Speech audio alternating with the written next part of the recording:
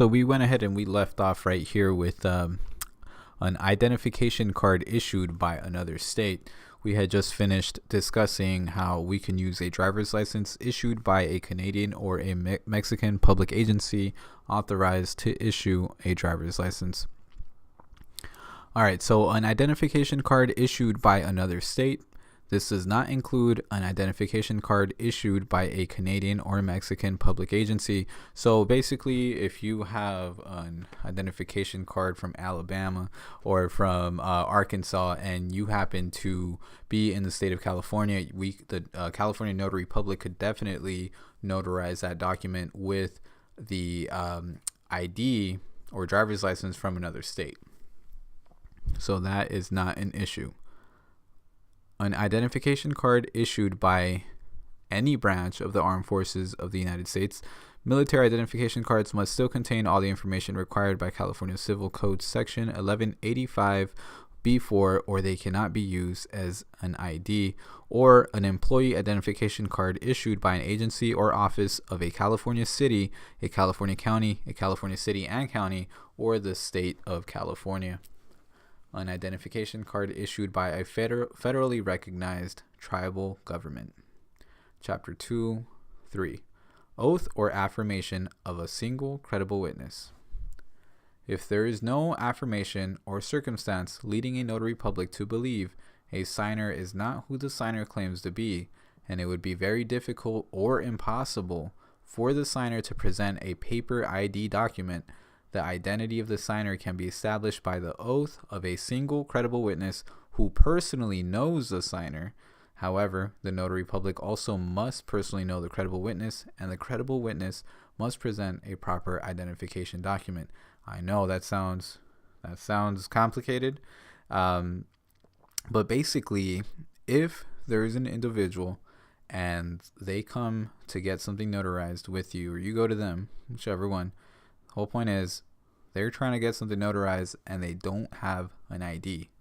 So with this method known as oath or affirmation of a single credible witness, the credible witness must personally know you and must personally know the person signing.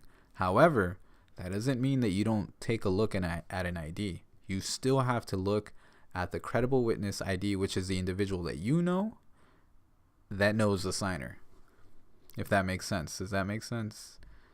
All right, let's go ahead and dive more into this subject. Personally known is not defined currently in California law, but it is interpreted for notarial purposes in California to have the same meaning as defined in former California Code Section 1185B, which is having an acquaintance with a person that establishes the person's identity with at least reasonable certainty. An acquaintance substantial enough to establish personal knowledge includes multiple recent meetings with a person, including meetings during which the person is identified by other people. A chain of circumstances that would lead a reasonable person to believe an acquaintance is who they are forms the basis for personal knowledge. For example, coworkers have personal knowledge of each other, and if they meet frequently at their workplace and colleagues and customers have identified them in the presence of others, a person will not likely personally know a social acquaintance that the person sees infrequently. Even though the notary public will personally know the credible witness, the notary public must still confirm the credible witness identity by examining a paper ID document that meets the requirements of California Civil Code Section 1185B3 and B4. After the notary public has established the identity of the credible witness, the notary public must administer an oath or affirmation to the credible witness to establish the identity of the signer. All right, contents. Under oath or affirmation, the credible witness must swear or affirm that each of the following statements is true. The individual appearing before the notary public as the signer of the document is the person named in the document. That the credible witness personally knows the signer. So again, this is what the credible witness must swear or affirm. This is the person that you know. This is the person whose ID you are writing down. And this is what they must swear or affirm to. that the individual appearing before the notary public as the signer of the document is the person named in the document, right? Because you don't know that because you haven't seen their ID. But the credible witness, they know that person, right? The credible witness must personally know the signer, right? We just spoke about that. The credible witness reasonably believes that the circumstances of the signer are such that it would be very difficult or impossible for the signer to obtain another form of ID. The signer does not possess any of the identification documents authorized by law to establish the signer's ID, and the credible witness does not have financial interest in the document and is not named in the document. So, of course, again, you see that there, the credible witness is not allowed to have any financial interest in the document and is not named in the document. So that is the only way that you can have a credible witness, if they have no financial interest in the document and not named in the document. And if they're willing to go ahead and affirm and swear that all of this is correct and show you their ID, then bam, you have a credible witness that can get the job done. Of course, you must also know them, and they must also know the signer. So it's very complex. These situations are rare. Usually people are prepared and they have their IDs with them. However, I have used this method in the past, and it comes in very useful. It could be like maybe like your friend's grandma, that would, your friend, you trust your friend, and obviously they know their grandma, and you would still have to see your friend's ID, and you could get it done. So that's like an example of a situation when you can see this happening. So 4, oath or affirmation of 2 credible witnesses. If there is no such information leading a notary public to believe a signer is not who the signer claims to be, and it would be very difficult or impossible for the signer to present a paper identification document discussed earlier, the identity of the signer can be established by the oath or affirmations of 2 credible witnesses who personally know the signer. In such a case, the notary public does not need to personally know either of the credible witnesses. The notary public establishes the identities of the 2 credible witnesses only by the presentation of the paper ID documents meeting the requirements of California Civil Code Section 1185B3 and B4. So this one is actually more common, the oath or affirmation of 2 credible witnesses. So this is a technique that I have implemented more than the one that we just discussed. And the reason is often you get calls from mobile notary service, and believe it or not, I've actually been in situations where I show up and they're like, oh, I don't have my ID. And it's like, well, really? Thought you knew that that's what a notary public did. Maybe that was my bad. I should have told them, have your ID ready. I usually say that, and there you go. Take that tip. You should be saying that every time. Please have your ID ready. California ID, driver's license, anything that has a photo of you and your signature that is government issued is good. And I should have said that, but I didn't. And it's happened to me a few times where I do show up and they're like, no, I don't have my ID. And this is a few times out of like a lot of notaries that I've done. Most people know. And then they're like, oh, they expect me to notarize it just like that. And I'm like, no, hold on. This is your son, right? Yeah. This is your cousin, or this is your sister. So they usually have other family members in the room with them. This is the only times that that I've used this method. And these people, obviously, especially if they're family members, they know the signer. Their family.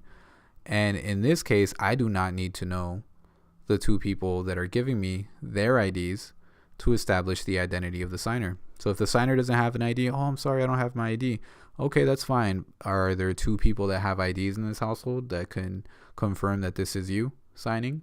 And can I write their information into my book? And if yes, then we could go ahead and use the affirmation of 2 credible witnesses. So let's go ahead and dive into this. After the notary public has established the identity of the credible witnesses, the notary public must administer oath or affirmations to the credible witnesses to establish the identity of the signer. Under oath or affirmation and under penalty of perjury, both credible witnesses must swear or affirm that each of the following statements is true. The individual appearing before the notary public as the signer of the document is the person named in the document. The credible witness personally knows the signer. The credible witness reasonably believes that the circumstances of the signer are such that it would be very difficult or impossible for the signer to obtain another form of ID. The signer does not possess any of the ID documents authorized by law to establish the signer's identity, and the credible witness does not have a financial interest in the document and is not named on the document. So let's go ahead and use an example. I'm going to try and make this as simple as possible. All right. Bob, Fred, and Joyce meet in a hotel lobby for the first time, and after discussing the need to have their signatures on important documents notarized, they approach Nat Notary. Bob is the signer of the documents and does not have his wallet with him because it was stolen. Fred and Joyce offer to vouch for Bob. Nat Notary refuses to use Fred and Joyce as credible witnesses since Bob, Fred, and Joyce have just met and do not personally know each other. Fred and Joyce cannot be credible witnesses to Bob's identity. So let's go ahead and repeat that. Nat Notary refuses to use Fred and Joyce as credible witnesses since Bob, Fred, and Joyce have just met and do not personally know each other. So the two people that are vouching for the signer, they must know the signer. If they just met the signer, you cannot take their ID. They have to know the signer. Nat Notary is called to notarize Irene's signature on a company document. Nat Notary and Irene have never met before. Irene is away from home and left her ID, her Illinois driver's license, in Chicago. Irene asked Renee to vouch for Irene because Irene and Renee have known each other for years. Nat Notary has also worked with Renee before. Renee can appear as a credible witness for Irene so that Nat Notary can complete the notarization. So right here in this example, we are not using two credible witnesses because Nat Notary has also worked with Renee before, and Nat Notary and Renee know each other, and Renee knows Irene. So you're going to take Renee's ID information down into your book, and you're going to notarize Irene. Of course, you have to go through all the steps mentioned earlier. You have to give them the oath, and they have to swear or affirm to all the things that were mentioned earlier. But it is possible. You can get it done. However, these situations are rare, guys. I know it sounds confusing, but these situations tend to be rare when you're actually out there on the field, but they do come up once in a while.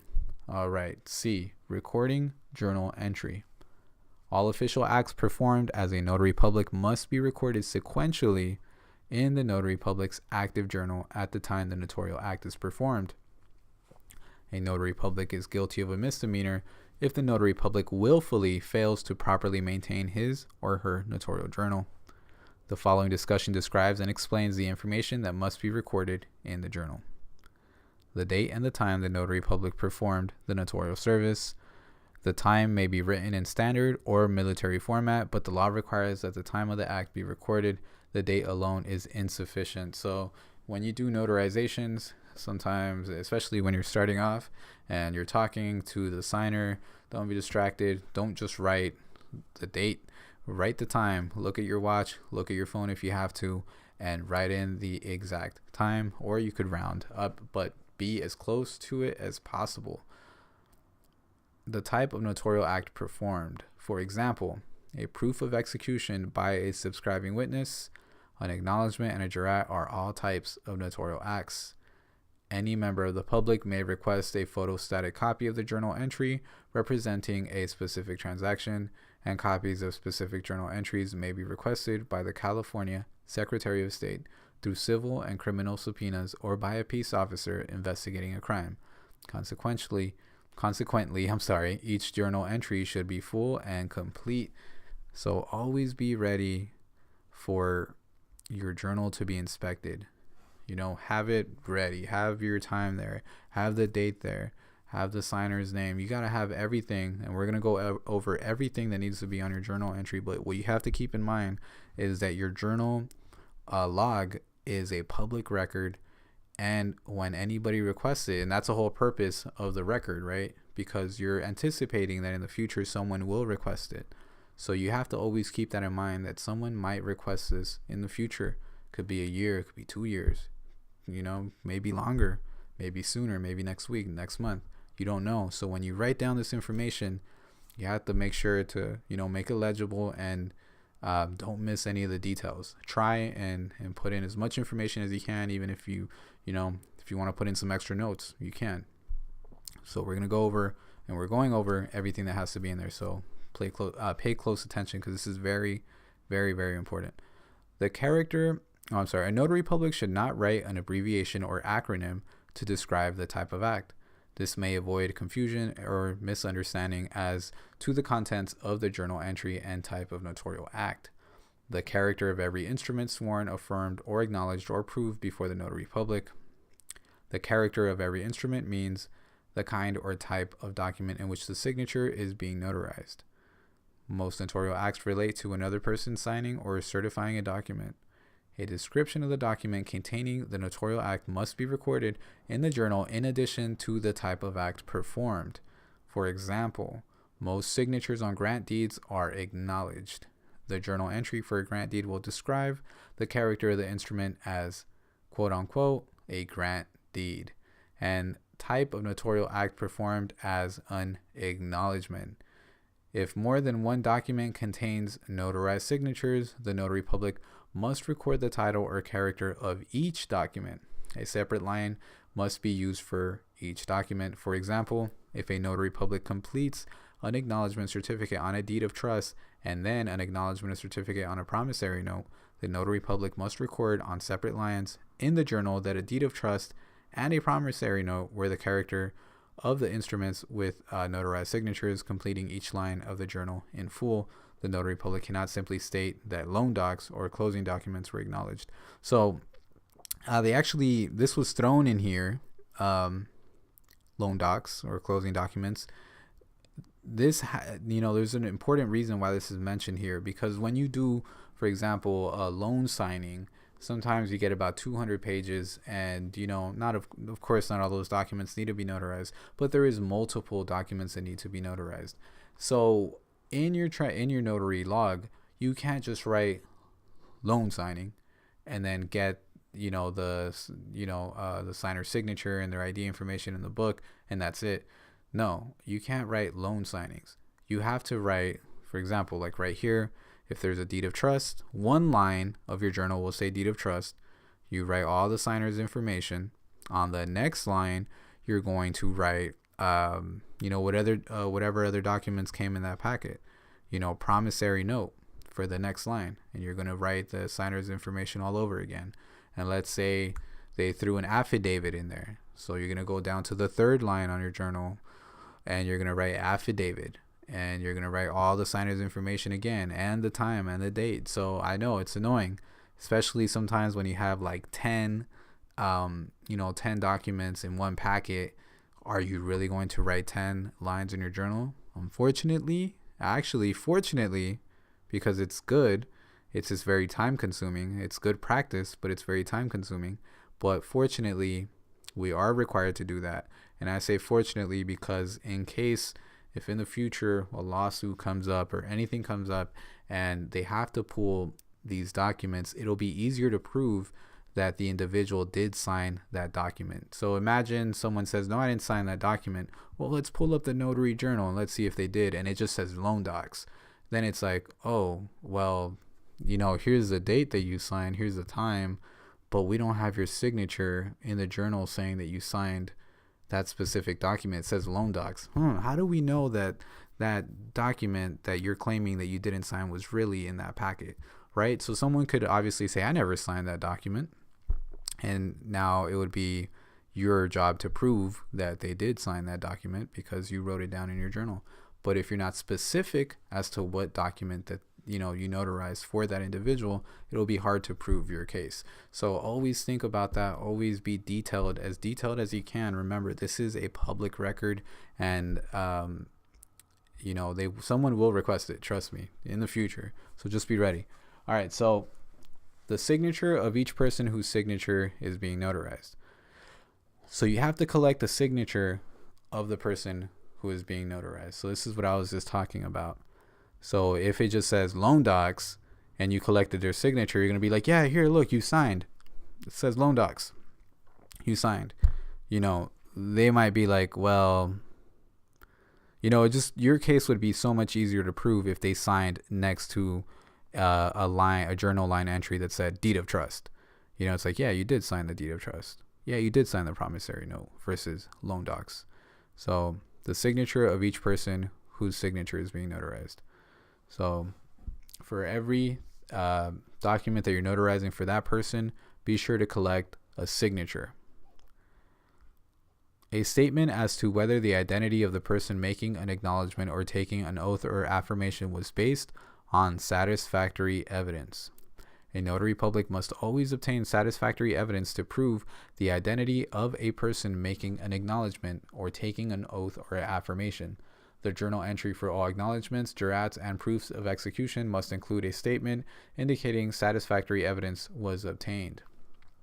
If the notary public accepted an ID document as listed in California Civil Code section 1185B3 and B4 to meet the requirements of satisfactory evidence, then the notary public must record the type of ID document, the governmental agency that issued the identification, the serial or identifying number on the ID document, and the date the ID document was issued or expires. So always write that information in when you're writing it in. And you could check a training video that I have on the website. If you click on quick training videos, we actually go over what information has to be placed in the journal. But yeah, it's very important stuff. Always be sure to put the type of ID that is used. So if it's a California driver's license, write that in, no abbreviations. The government agency that issued the ID. So if it was a DMV, just put Department of Motor Vehicles. The serial or identifying number on the ID, and the date and the identification document was issued or expires. So that's an or. I usually just put the expiration date for California IDs. All right. If the satisfactory evidence is based on the oath or affirmation of a single credible witness, then the journal must contain the signature of the credible witness or the type of ID document presented by the credible witness, the government agency that issued the ID, the serial or identifying number on the ID document, and the date the identification document was issued or expires. Best practices tip: obtain both the signature of the single credible witness and record the identifying document in the journal. So, but that is great practice right there. That's a great tip right there. Obtain the signature of the single credible witness and record the identifying document in the journal. So let's say you use the single credible witness on a affidavit, or let's say it was single credible witness a signature on, let's say, power of attorney. Then you would go ahead and write signature of the single credible witness, and then on the journal you would also write, under document, you would write power of attorney to describe the document. So that's just an example. All right, you would also write, if the satisfactory evidence is based on the oath or affirmation of two credible witnesses, then the journal must contain the signatures of each of the credible witnesses and the type of identifying documents presented by each of the credible witnesses, the government agency that issued each expiration document, the serial number or other number on each identification document, and the date of issue or expiration of each ID document. So it's the same thing. It's just like when you're notarizing somebody, you would write down all this information. Same thing applies for the two credible witnesses. Same thing applies for the single credible witness. The fee charged for the notarial act, if no fee is charged, 0 should be indicated. Only fees for the notarial act should be listed in the fee column of the journal. If there are no additional charges for travel or other services, those additional charges may be itemized in the additional information or comments column to distinguish those types of fees from notarial act fees. So you must include the fees that you charge for your notarial act. As you know, state of California, and we're actually going to go ahead and talk about this later in this course, there is a limit on the fee that you can charge. You don't always have to charge the limit, but you're more than welcome to charge the limit. But you must indicate what was charged to the client. So if the document with the notarized signature is a deed, quitclaim deed, deed of trust, or other document affecting real property or a power of attorney, The notary public must require the party signing the document to place his or her right thumbprint in the journal as part of the line item entry for the transaction. If the right thumbprint is not available, then the notary public must have the party use his or her left thumbprint or any available finger and must record the left thumbprint or whichever other fingerprint is captured in the journal. If the notary signing the document is physically unable to provide a thumbprint or a fingerprint, the notary public must record the fact in the journal and must provide an explanation of the physical condition of the person. The thumbprint is not required for trustees' deeds or a decree of foreclosure or a non-judicial foreclosure or a deed of reconveyance. So I would just recommend getting the thumbprint for every single notarization, regardless if it's a power of attorney form or not. I would just get in the habit of collecting the right thumbprint for every notarization that you complete. It's just better. It'll only take you a few more seconds, and you will get an inkless thumb printer if you order our supplies, which means that you don't have to carry napkins around. You would just hand over the thumb printer over to the client. They would place their thumbprint on the thumb printer and then just go ahead and place it in your journal and then rub their fingers together and the ink will disappear. So it's important though to note that, it's real estate documents or power of attorney. And that's the only times that they have to place their right thumbprint. I just said it's great practice. It's good if you just get it for every document. That is awesome. But if you really don't want to, you don't have to. It's only necessary for real estate documents or power of attorney. Obviously, because those are more, those are bigger transactions. Those are more important. The consequences could be, bigger, of course, if there happens to be fraud, and thus you need an extra layer of protection for yourself and the public, and that includes not only writing down their ID information, but taking down their thumbprint and their signature. So that is the additional layer of protection that you add, is the thumbprint. But again, I would just do that to every single transaction that you record in your journal. Okay, section 2, acknowledgments. The most frequently performed notarial act is an acknowledgment. An acknowledgment is a notarial certificate attached to a document when the notary public confirms the identity of the signer and the signer acknowledges being the signer of the document. The certificate of acknowledgement is identified by the wording, whose name is subscribed to the within instrument and acknowledged to me that he executed the same. A certificate of acknowledgement often will be found at the end of a document. By completing a certificate of acknowledgement, the notary public is certifying under penalty of perjury that the signer personally appeared before the notary public on the date indicated and in the county indicated in the venue heading, to the identity of the signer based on satisfactory evidence, and that the signer acknowledged signing the document. To perform an acknowledgement, a notary public must examine the document for completeness, confirm the identity of the signer based on satisfactory evidence and the signer's acknowledgement of the signature, complete a journal entry for the transaction, and attach a completed certificate of acknowledgement to the document, or complete the certificate of acknowledgement at the end of the document. By completing a certificate of acknowledgement, the notary public is not certifying the legality of the underlying document. Examine for completeness. A notary public cannot take an acknowledgement of an instrument document that is incomplete. The notary public should visually scan the document, and if the document appears to be incomplete, the notary public must refuse to take the acknowledgement until the document is completed. However, in determining whether the document is complete, the notary public should ignore information that is intended to be added later, such as information to be placed on the document by a county clerk or recorder for additional signers whose signatures are not being notarized by the notary public. Confirm identity of signer and acknowledgement of signature. A notary public must confirm that the person signing the document and acknowledging the signature is the person described in the document as the signer. A notary public must confirm the identity of the signer by obtaining satisfactory evidence. The signer's identity may be established by the oath or affirmations of one or two credible witnesses, or the signer may present the required identification document. With respect to taking an acknowledgement and completing the certificate of acknowledgement, the signer does not need to sign the document in front of the notary public, but the signer must personally appear before the notary and acknowledge to the notary public that he or she signed the document. All right, so basically with that said, if in case you didn't catch it, someone can have the document signed. And often when I arrive to appointments, they're like, hey, I signed the document. Do I have to re-sign it? And if it's an acknowledgement, they do not have to re-sign it. You can just ask them, do you acknowledge signing this document? Did you sign this document? And if they acknowledge and say yes, then there, it's been acknowledged. Now you can go ahead and notarize that signature. You can only do this with an acknowledgement, but you can do it.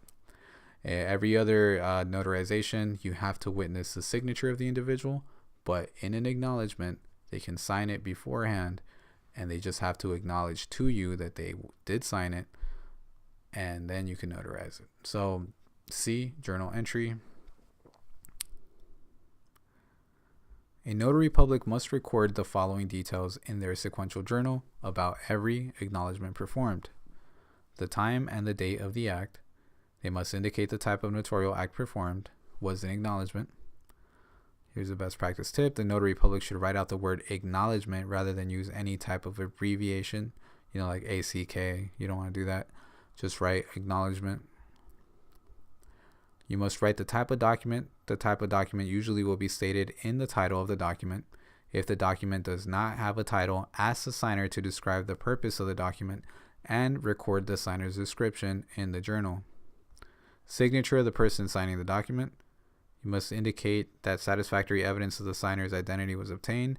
The notary public sequential journal must contain a statement that the identity of a person making an acknowledgement was based on satisfactory evidence. Details of how the signer was established. If the identity was established by examination of an identification document described in California Civil Code sections 1185B3 and B4, the notary public must record the type of identification document, the governmental agency that issued the identification document, the serial or identifying number on the ID document, and the date the ID document was issued or expires.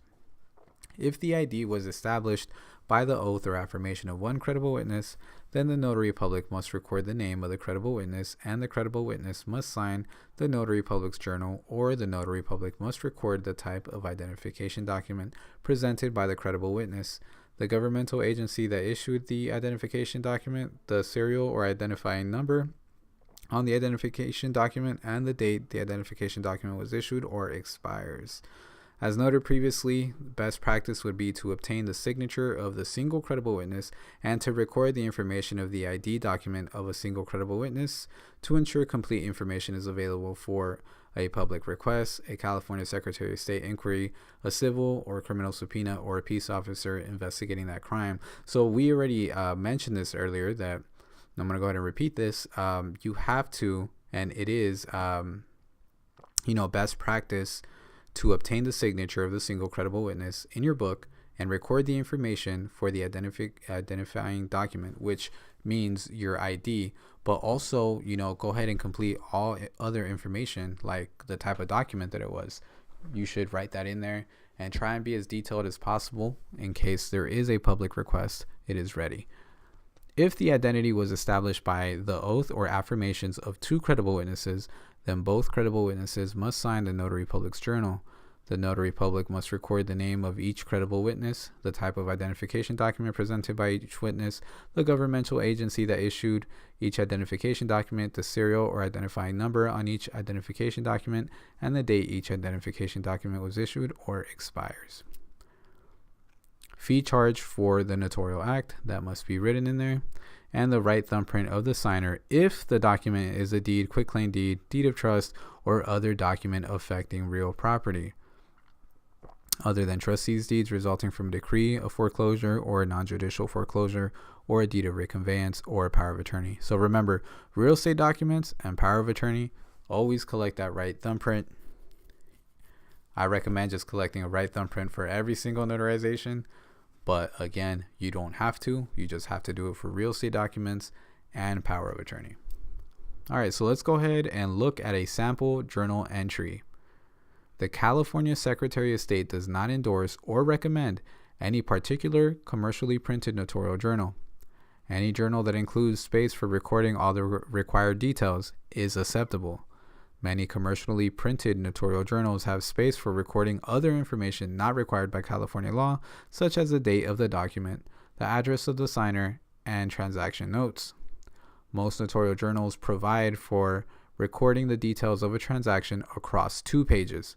The record begins on the left and is completed on the facing page. Each page has corresponding numbered lines, and the transaction details to be recorded on line 1 of the left page, for instance, correspond with the transaction details to be recorded on line 1 of the facing page. The following example demonstrates recording the details of a transaction across 2 pages.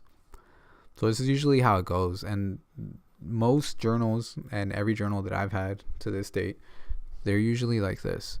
You have your column right here, and this is a line typically. Like there'll be lines, going from left to right, and this will be one column.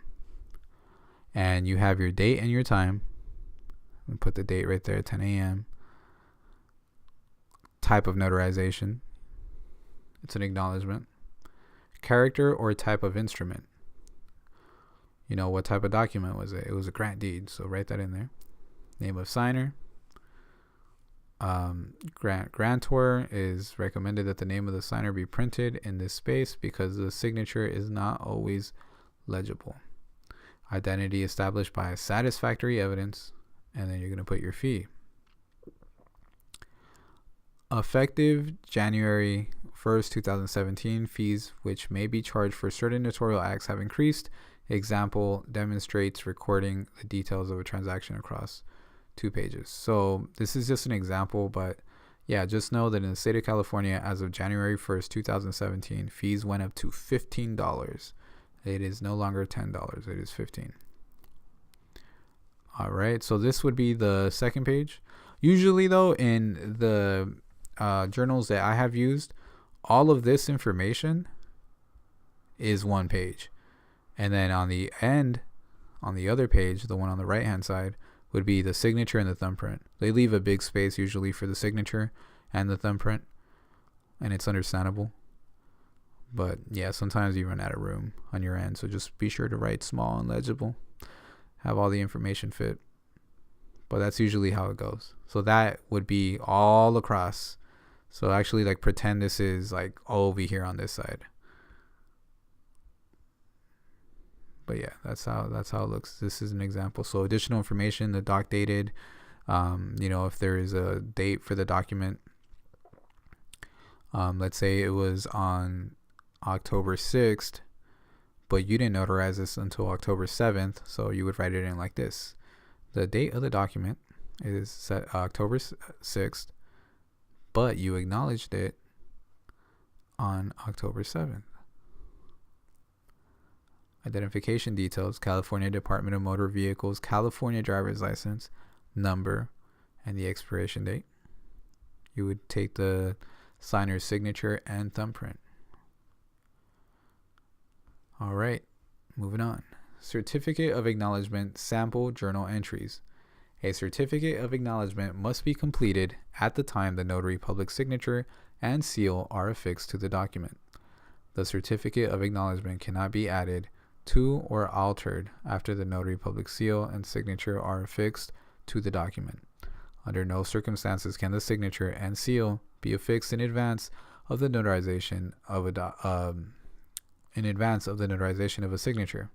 Since January 1st, 2016, the California Certificate of Acknowledgement has been required to be exactly in the form in California Civil Code Section 1189 rather than substantially in the form in the statute. Also, the Certificate of Acknowledgement must be executed under penalty of perjury. All right, let's go ahead and take a quick second.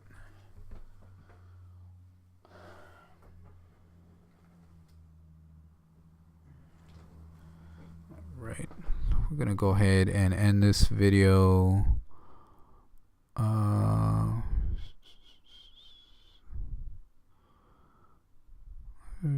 Okay, we could, let's see if we could make it right here before ending the video. Okay. The following specific disclaimer must appear at the top of certificate of acknowledgements.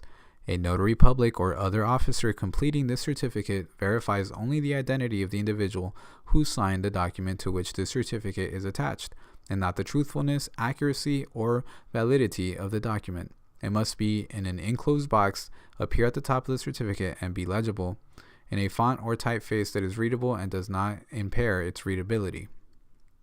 Since variations in the California form are not permitted, a notary public must ensure that if a document contains a suggested certificate of acknowledgement, the certificate must have the statutory wording required by California Civil Code Section 1189. If not, then a separate certificate of acknowledgement with the correct exact statutory wording must be used and attached to the document. A notary public may complete an out-of-state acknowledgement form that will be used in another state or territory of the United States as long as the notary public does not determine or certify that the signer holds a particular representative capacity or make other determinations and certifications not allowed by California. For example, a notary public could not complete an out-of-state acknowledgement form on a document to be recorded out of state if it requires the California notary public to certify the signer is president of a particular corporation. In such a case, the California all-purpose acknowledgement form must be used instead of the out-of-state acknowledgement form. In addition, the California all-purpose acknowledgement form must be used for any document that will be used in another country. And any certificate of acknowledgement taken within the state must be in the following form. So this is a form that the acknowledgements must be in order for you to place your stamp on it. It must have this disclaimer at the top that they just mentioned. So actually, if you see it like this, that is wrong.